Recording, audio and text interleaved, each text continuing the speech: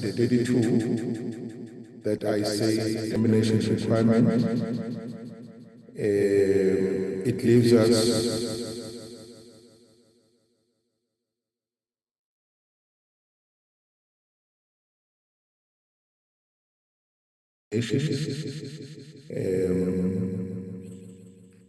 so the 21 valid nominations, I'll present it. The list that you see before you includes the 17 applications. So in short, the committee received 21 nominations, let me say valid nominations, and the 17 applications. That gives us 38 CVs for consideration by this portfolio committee.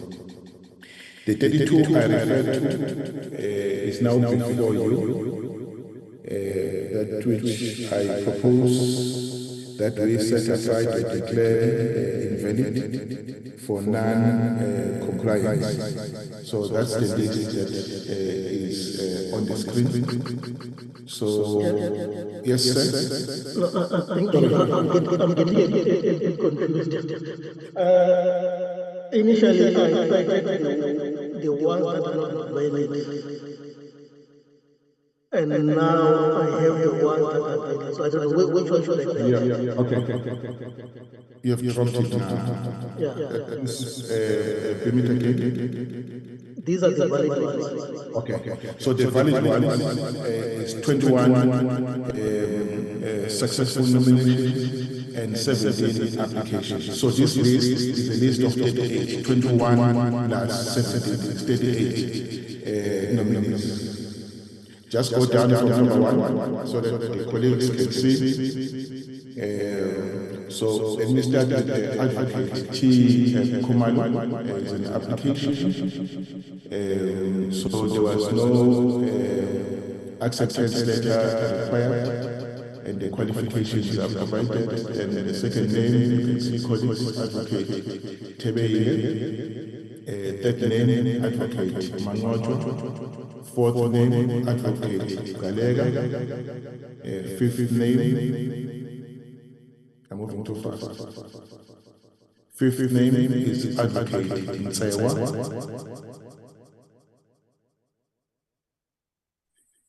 Can you proceed? Sixth name is Mamoudou Malawuzi. Seventh name is advocate Tenga. Eighth name is Nombulelo Ucham, an application. Ninth name is advocate Chipi. Recording in progress. Tipinyani. Continue.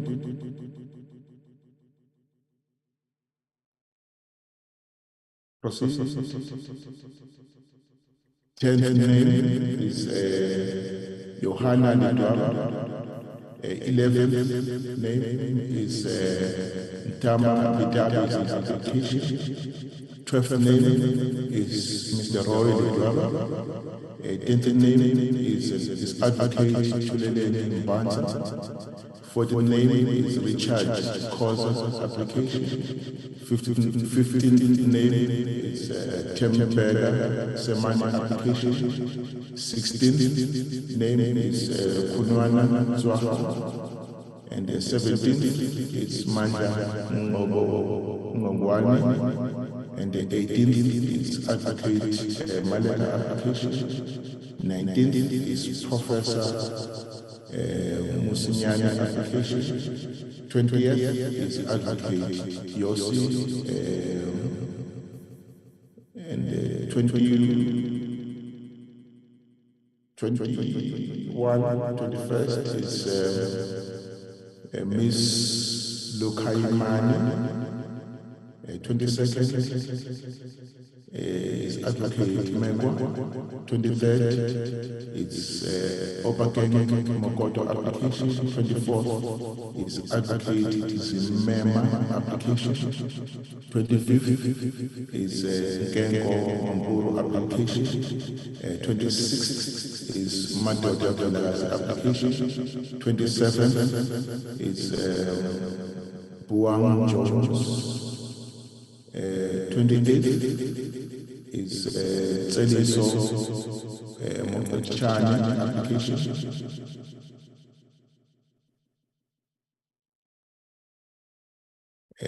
29th is Elspeth Quinana. 30th is Zanele Klaisa. 31st is Motuso Tsinen. 32nd it's Motuso Tsinen. 32nd Advocate Mapele. Sorry, Mapele. 33rd it's Advocate Bandini. 34th it's Lonis Tiffany application. 35th is Advocate Mare application. 36th is Tandiaga application. 37th is Mtimkulu application. 38th is Advocate Daba application. As I said, this is 21 nominations and 17 applications.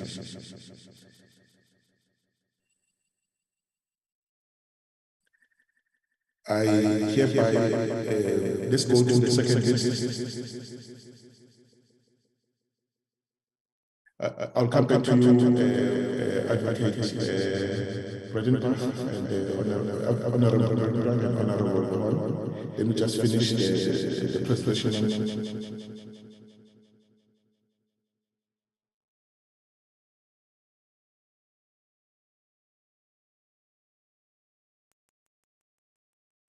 Okay. Colleagues, this is the second list. These lists are people who were nominated and by the nominated, but I think they were not consulted in the nomination process, and as such, there is no CV, no acceptance, and no information on qualifications. So, so these are the names. Number one, I'm not going to mention them. I said they're about. Can you go right until the end of the list? 32 names. So I would recommend that the committee do not consider, I would recommend that the committee set aside or declare these 32 nominations invalid for non-compliance. So these are the 32 names, invalid in the sense that they did not meet the nomination requirements, as it were. Just to refresh our memories, the advert stipulates that applications and nominations must contain, one, the full name, address, email address, and contact details of the person or organization making the nomination. Two, a signed acceptance of the nomination by the nominee. Three, a curriculum vitae providing the nominees a full name, ID, and gender. contact details, including physical address, telephone number, cell phone number, and email address. B, relevant previous work experience, including relevant dates and organizations consent. C, academic qualifications. D, application, we then said applications and nominations must reach the committee secretary by no later than the 7th of July 2023 at 6 o'clock. So these are the nomination requirements. So hence I'm making this proposal. Maybe let's start with the first list, this list that I'm presenting now of 32 names. Let me hear what you have to say. Were you going to speak on it, Honorable Bredenbach, or you speak on the first one? Honorable Bredenbach, Advocate Bredenbach. Thank you, Honourable Chair. Yes, my first question was I wanted to see the list of the people who were screened out and see why, but now we've seen that. I thought we weren't going to look at it. My second question is, were the people who were nominated aware that they were nominated? Because I see there that somebody nominated me. I was unaware of that and completely unaware of it. So I'm not sure that the other people on the list were aware that they were nominated. And they may well have wanted to complete their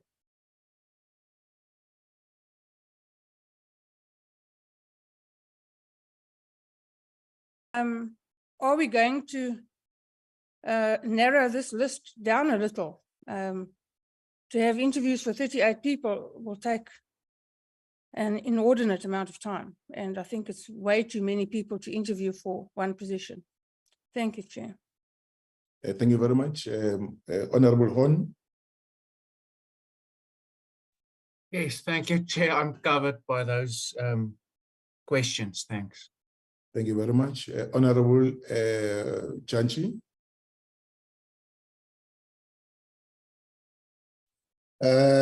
No, thank you, Chair.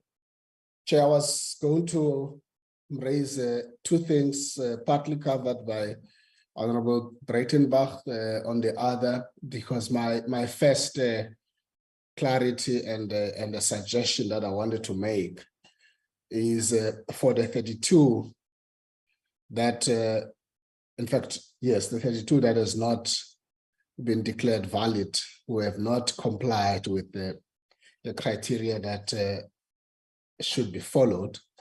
The first thing would be to firstly clear it out from the Secretariat and yourself, whether as we meet today, all of those 32, including the 38, have been made aware, firstly, and be informed that they've either been nominated, and for the 32, whether they have been informed that they do not meet the criteria and therefore not valid.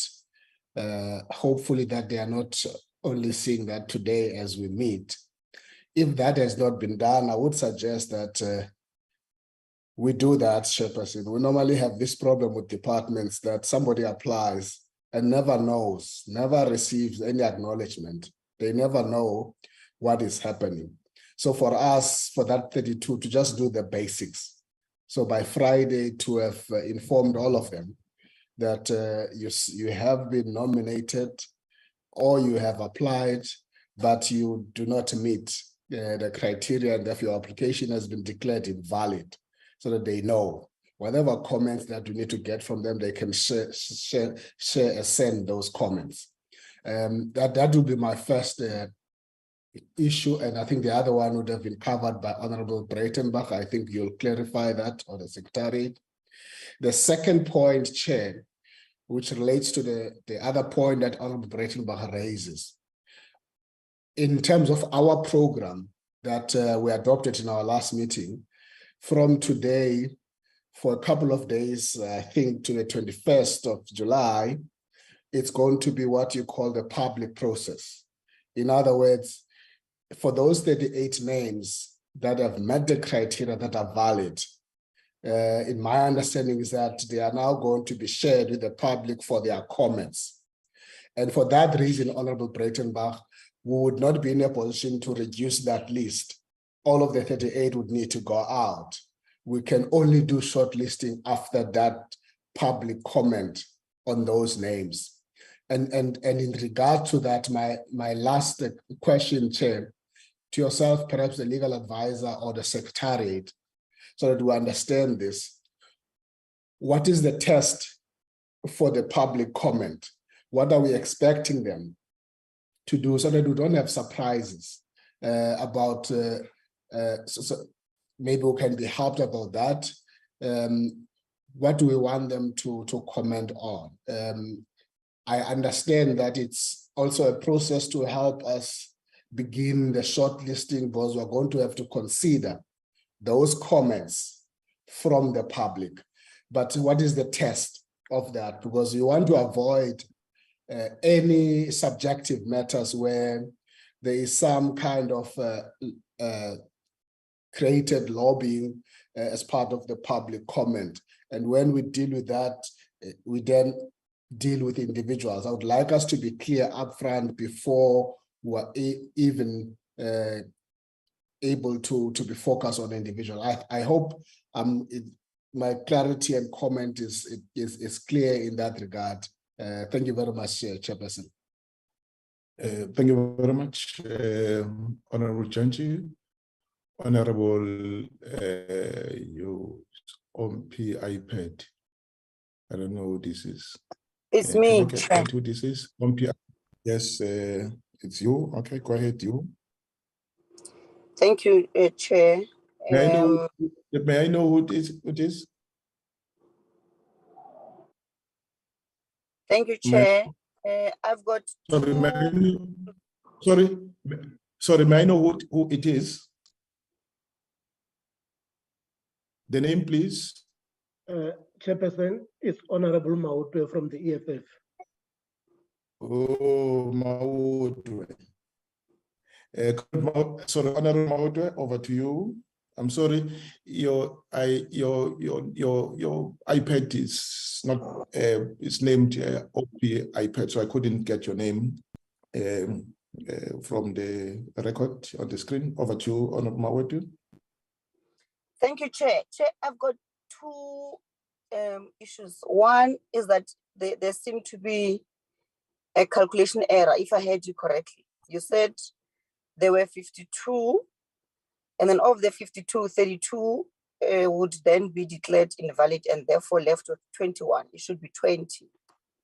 And then if you received 17 applications, Chair, can you hear me? Yes, I can hear you. My apologies. I can hear you very well. Yeah. So in your introduction, you said there were 52 applications. And of the 52, 32 is declared invalid due to non-compliance and all that. And therefore you are left with 21. It should actually be 20. And then you received 17 applications. So when you add the 17 and the 20, it's 37, not 38. So I think there's a name that is there, the extra name that is there, that should then ordinarily not, should either be through the applications, or it should be that the invalid ones are then 31, not 32, if I heard you correctly. That was one. Two, Chair, if you want us to accept or adopt the names that are invalid, then somehow we need to be taken into confidence on what process was followed and who was involved into declaring these names invalid, precisely because Honorable Breitenbach says she's on the list of being nominated, a nominee, but she was never informed. And as a result, she didn't submit anything. So if that is the case, then I'll have a problem, because we're going to adopt names that we've never had a personal involvement as a committee in the process of invalidating or eliminating these names. And now we must adopt them and accept them when we don't know what process and who was involved. And I mean, it's very simple. If you say the deadline was 16 June, and therefore these applications came after 16 June. I'm sure there are records of emails being sent or post or whatever means, but there should be records. So we need to be taken into confidence on what process was followed. It's not good enough to just say some of them they didn't submit CVs, some of them they were late and all that. Because now we must vote or we must agree or accept them. That's where my issue is. So we need a more precise process of what was followed, including the names of the people that were involved in that process, so that we know that at least we're adopting this thing based on the Secretariat has done its work and this is the report and all that. That will be it for now, Chair. Thank you. Thank you very much. Let me just correct just one aspect before I move forward. I thought I said 53 nominations that we received. 21 were valid nominations. That is, if we minus the 32 that invalid, and plus 17 applications. So 21 plus 17 will give us the 38 that is on the list of valid nomination stroke applications. All right, but let me just continue. We'll then deal with the rest of the questions and comments later. Khalil, hope. Thank you. Thank you very much. Good morning, Chairperson. My name is Khalil Parankais. I'm an MPL in the Western Cape Legislature. I'm representing Al Jamaa political party. Sorry, wait a minute. Sorry, wait a minute. Wait a minute. You are not a member of parliament. You've just declared that you are a member of the provincial legislature. That's not how we do it. This is a forum of members of parliament. If there has to be an alternate, that alternate must also be a member of parliament. It can't be from outside parliament. So it's not so it was a mistake that I have you as on the list, but you can be in the meeting as one of the public, as a member of the public. My apologies, I will then skip you. I hope we are in agreement. No, right? it is in order, Chair. Thank you very much. Thank you. Can I miss to Mr. Heron? Thank you, Chair. Chair, I just want to check that we're using the right terminology here when we talk about invalid, because the 32 names that are now being referred to as invalid, I don't think they're invalid. They just didn't accept the nomination. And if you read the advert or the call for nominations, it was very clear in that advert what the requirements were to meet to be appointed as the public protector. But then it also required the nominator or the applicant to include a signed acceptance of the nomination. So, I mean, I'm not sure that there was an obligation to go and ask all these people if they were aware they were nominated. The duty was on the nominator, the party or the entity that was nominating these 32 to obtain a signed acceptance of nomination from them. And so I think we must be careful about calling them invalid. They are persons that were nominated, but they never accepted the nomination, according to this document that we were given. And there was an obligation on the nominator to obtain that acceptance of nomination.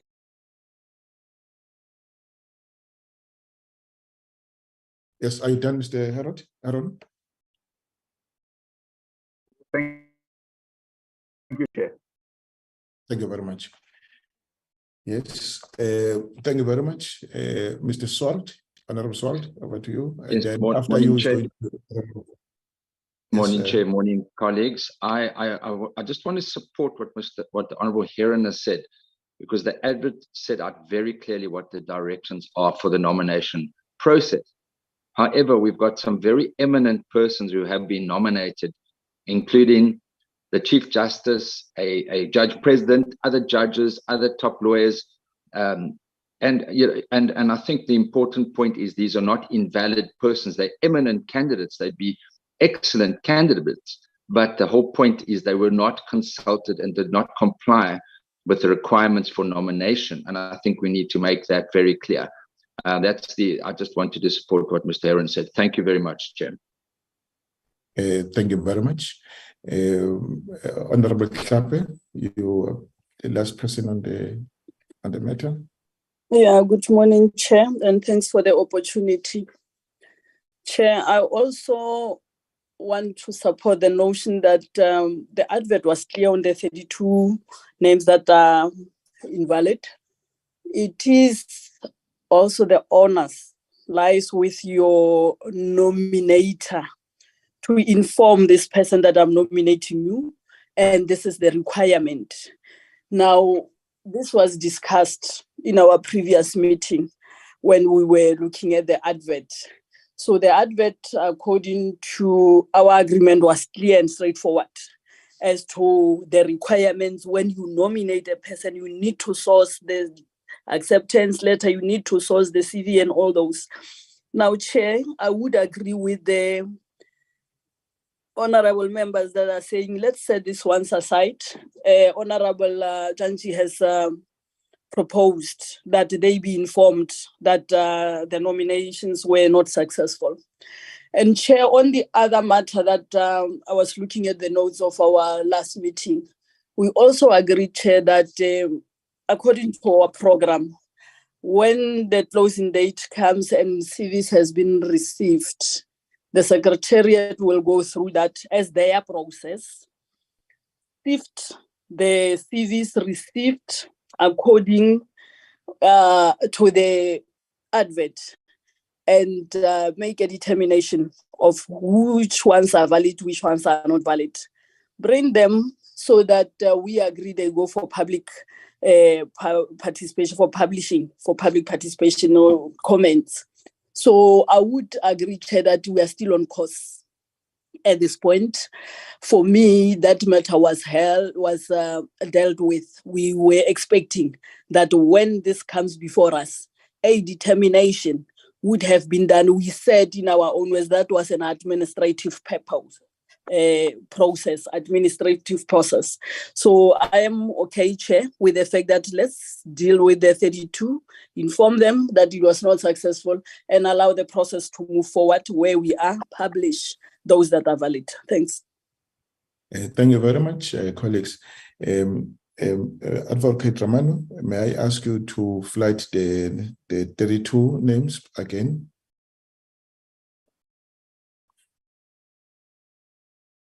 Colleagues, now okay, Chair. Based on the discussion, I think Honorable Heron and Honorable Swart and Honorable Tlape have clarified why the 32 names we must set aside because they did not comply with the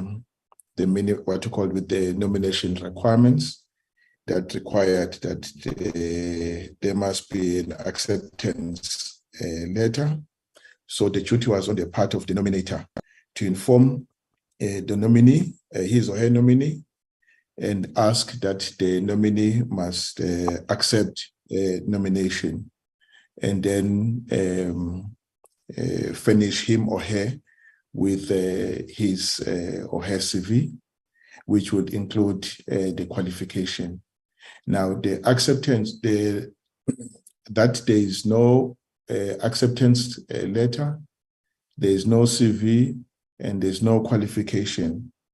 I recommend that these 32 names, we're not dealing with the names, we're dealing with the nominations. Is the nomination that we say is invalid, not the people who are nominated. It's just the nomination. It's invalid for non-compliance. So I hereby recommend that we set aside or declare invalid the 32 nominations for non-compliance. Do I get a mover and a seconder on that recommendation I'm making, colleagues?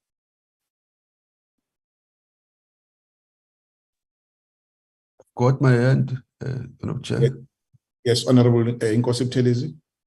Thank you very much, Honorable Chairperson. Greetings to all my colleagues.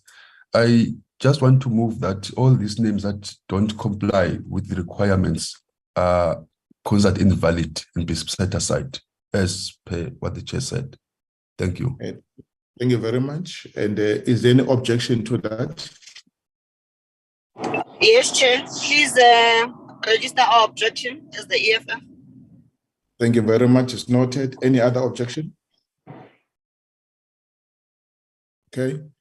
So the decision is that we set these three names aside for non-compliance.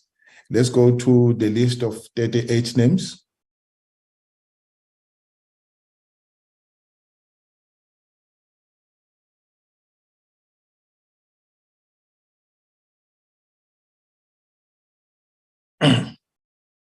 I make these recommendations, colleagues.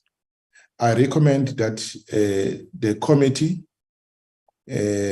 declares the 38 nominations as having passed the first sifting process, and two, grant the committee secretary permission to go ahead with the publication on the website of the 38 CVs for public comments for the period beginning 12th, which is today, to the 21st of July. Do I get a proposer and a seconder? Anyone who propose acceptance to this recommendation? Swart proposes, Chair. Thank you. Honorable Swart proposes. Any seconder? I second, Chair.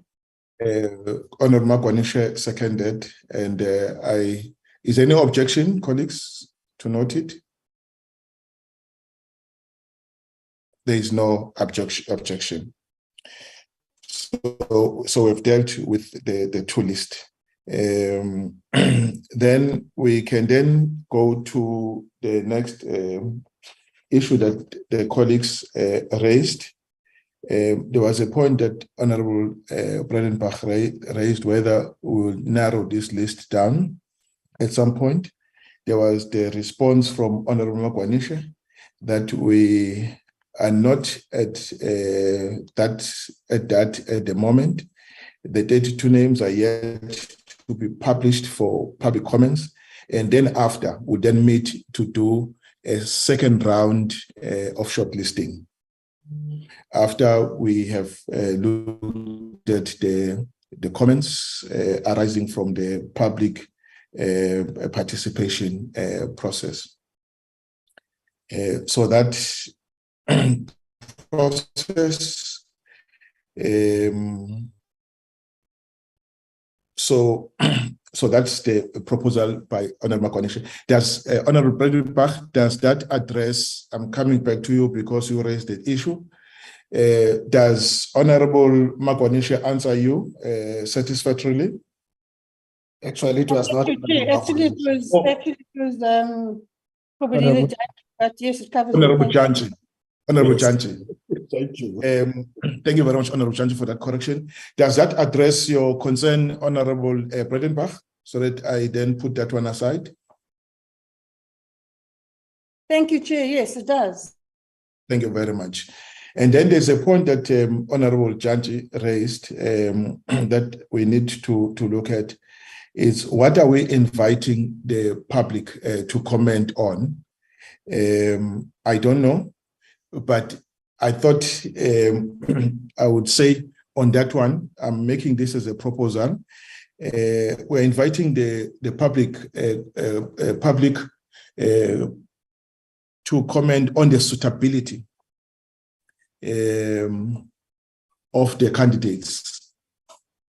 The suitability is viewed against the selection criteria, and I'm not quite certain if we need to start look at the attributes or qualities that each candidate must possess, and then publish those to guide the process.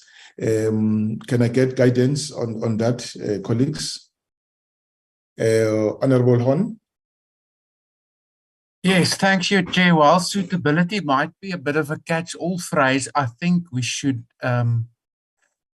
try and follow as closely as possible the wording set out in the Constitution, which of course deals with the, I want to say, the technical requirements, the admission as an attorney or an advocate, etc., but also critically speaks about the fact that candidates must be fit and proper. And I believe that we should use those specific words also when we invite the public to comment on the suitability of candidates. Thanks. Thank you very much, Honorable Hon. Honorable Janji. Thank you, Chair.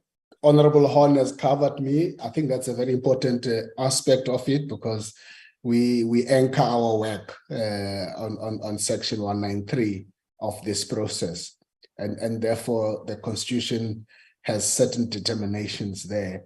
But I was also hoping that if then the publication goes up from tomorrow, Friday, that the Secretariat and yourself would have prepared something that we needed to, because what the last thing you want to do is to have some creations that are not going to help us. But if that has not been done, Honorable Horn's point is well supported by myself, because I was asking that question in order to avoid any free-for-all kind of public commentary on these names, so that we know what the expectations are. We're clearly confined about when they do that, when we meet, we would be considering these comments in relation to these specific matters, not to be all over the place. But Honorable Horn confines it that so that suitability is expressed much more, and there's no better way to do that than anchoring that in terms of the Constitution. Thank you, Chair. Okay. So we're therefore saying this: a suitable person for nomination as public protector must be a South African citizen, must be fit and proper, and must comply with the requirements as prescribed in national legislation.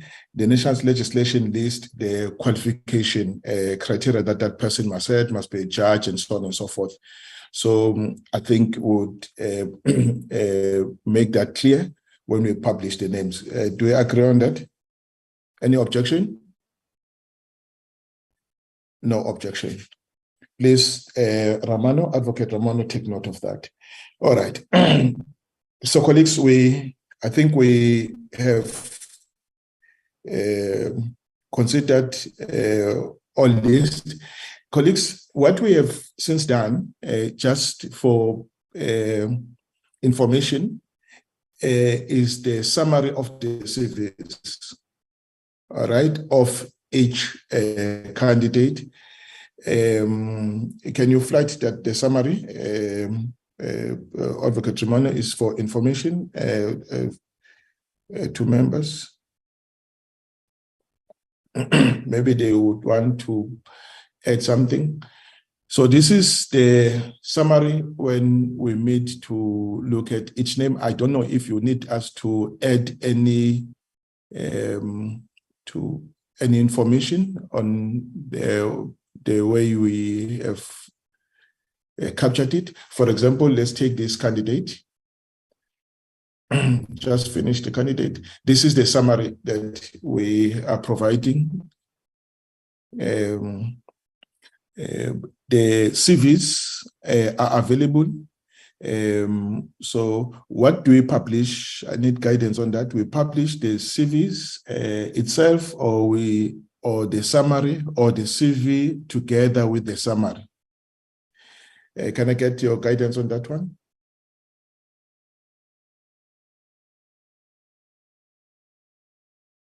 I don't see the names, the hands. Just scroll it right to the end, Comrade Ramano, because for as long as it is on the screen, I will not see the hands. So this is the summary. All right. Now I can see the hands. Honorable Vessels has not spoken. Okay, I'll come back to, maybe Siston wants to guide us. Maybe can I ask? Yes, I was going to ask for that order, so that we are guided. My apologies. Let me just, okay, it's fine. Now then, let me hear here before I come to you. Honorable Siston. Chairperson, in the past, we published a redacted version of the CV. I would be cautious about publishing summaries of CVs. We would have to remove certain information anyway, certain personal information. But in the past, what we've done is we published the redacted CV. So we take out, anything like ID numbers or stuff that could that would regarded as sort of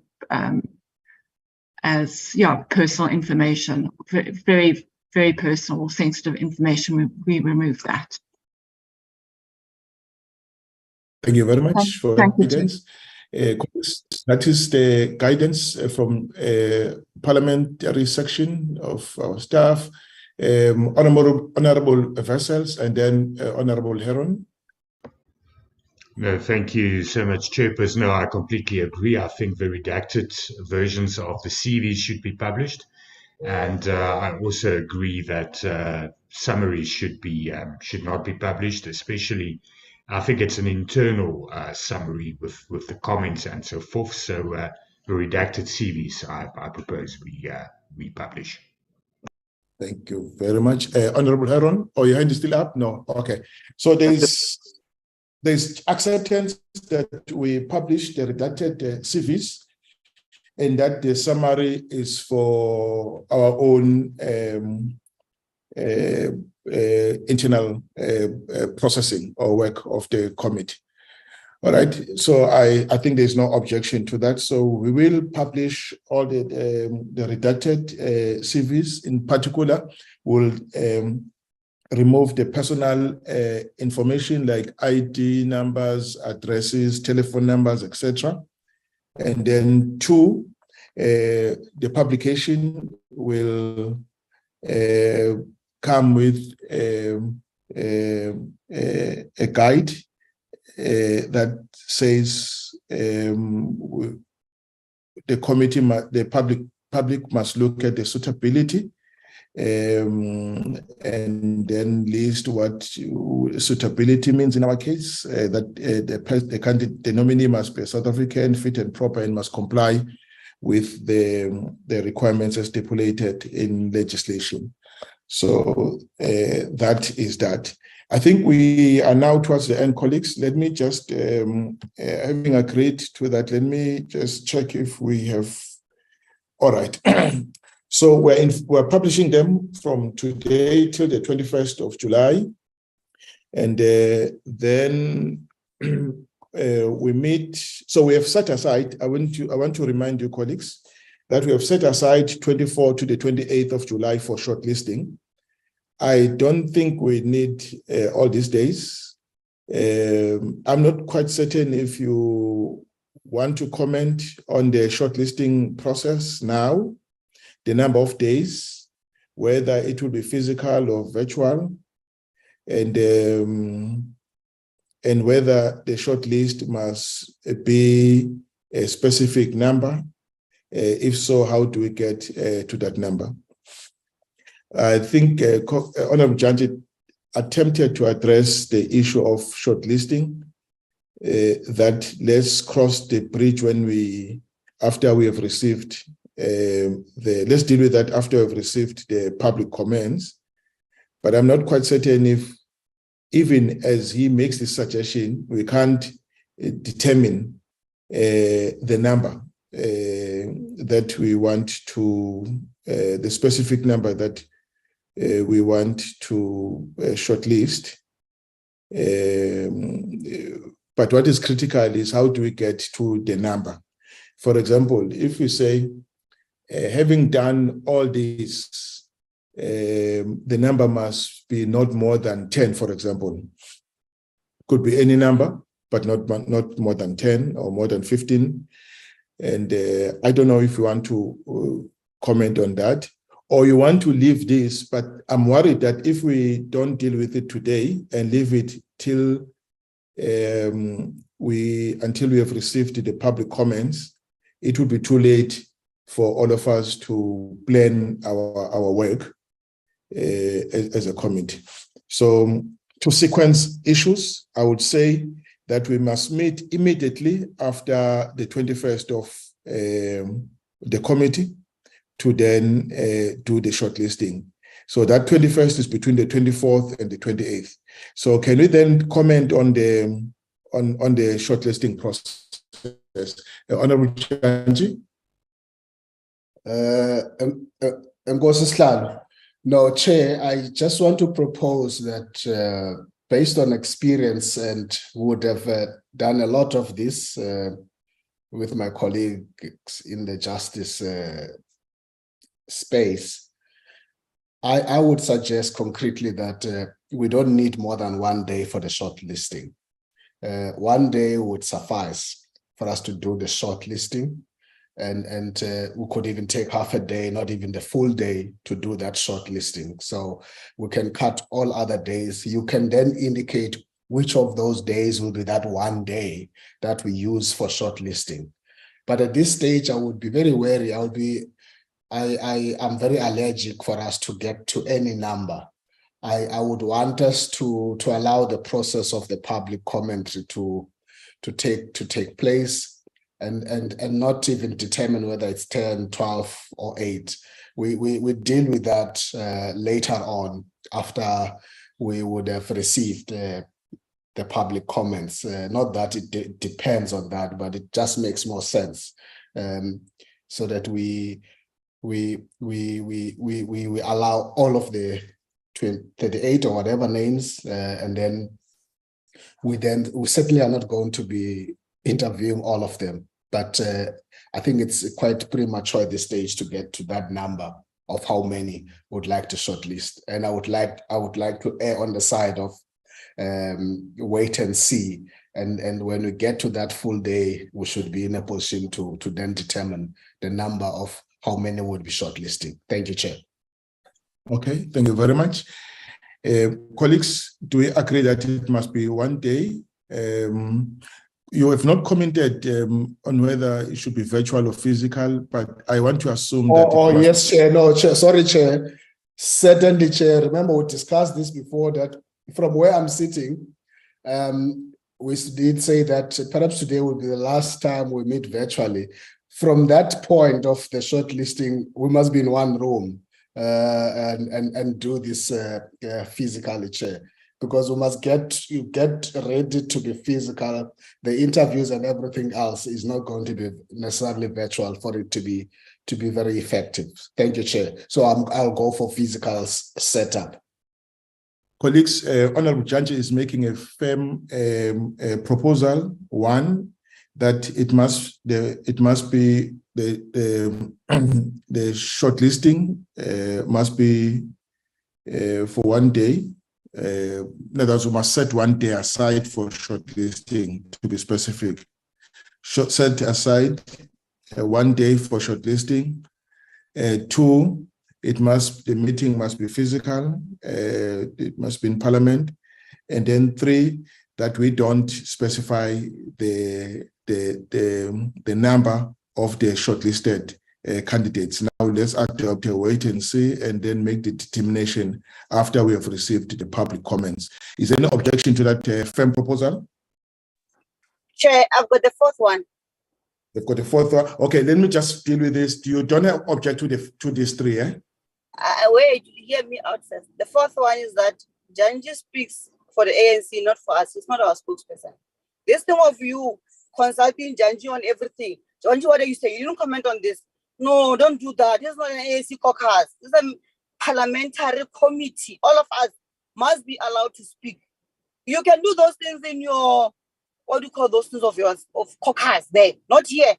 Janji speaks for ANC, not for us, please. Just to, no, I hear you. Janti is speaking as a It member. was said on a lighter note. I think she's saying it on a lighter note. It is on a lighter note. In actual fact, she is supporting your firm proposal. Any objection? Honorable Janti has proposed, seconded by Honorable Mawate. And any objection, colleagues, to this firm proposal? No objection. Thank you very much. Colleagues, I think we have done sufficient work to take us right up to the date that will appoint between the 28th and 24th and the 28th of July. Let me just check. Must it be a Wednesday or a Tuesday? What do you prefer, colleagues? Certainly not a Monday. I'm sure we can determine the date now of the next sitting, so that we leave this meeting with a date. Let me just check. The 24th, it's of July. It's a Monday. So yeah, Chair, I propose a Monday, 24th. Monday. Yeah, I think they would have closed on Friday. So Yeah. Monday, let's shoot. Let's go for it, please. Okay. Let me see if there's any support for that. Honorable Danji must Hall get me and on this one. Okay. Yeah, thanks, Chair. I would suggest that we rather look at the Tuesday, the 25th, in order to get the Secretariat the opportunity to circulate the comments and for us to digest it maybe on the Monday before we embark on shortlisting. Thanks. I think it also allows us a day to order the information for the committee. And I think this day, Monday and Tuesday, allowed us to clean up the information so that we present, an orderly, we make an orderly presentation today. Wednesday suited us very well, but I think Tuesday will still be proper. Let me check with administration. Tuesday, is Tuesday fine, Tuesday or Wednesday? Taking into account the amount of work that would have to be done to put the information together for the committee. Chair, from my side, even I've not spoken to my colleagues, but I think Wednesday would suit us much better. Okay, and Honorable Vessel, would you want to? What is your comment on that? Wednesday, it allows time to do the necessary work for this committee. Yes, thank you, Chair. I think that is fair, and I think it is sufficient and better if we do it on the Wednesday. So I would propose Wednesday the 26th. Thank you very much. Having motivated for that, is there any and seconded by Honorable Vessel, is there any objection to us meeting on Wednesday? Let me just look at the date. So the next meeting of the committee will be on the 26th of July. To do the shortlisting. Agreed? Chair, I would have supported Monday, but Wednesday is very pragmatic. It's very practical. So sorry, Honorable Maute, I go for Wednesday. No objection. Thank you very much. We see you, Janji, we see you. Okay, colleagues, I think we can then end the meeting on that note. Let me thank all of you for the meeting, and that we adjourn it until we meet again on the 26th of July. Thank you very much, colleagues, for your time. The meeting stands adjourned.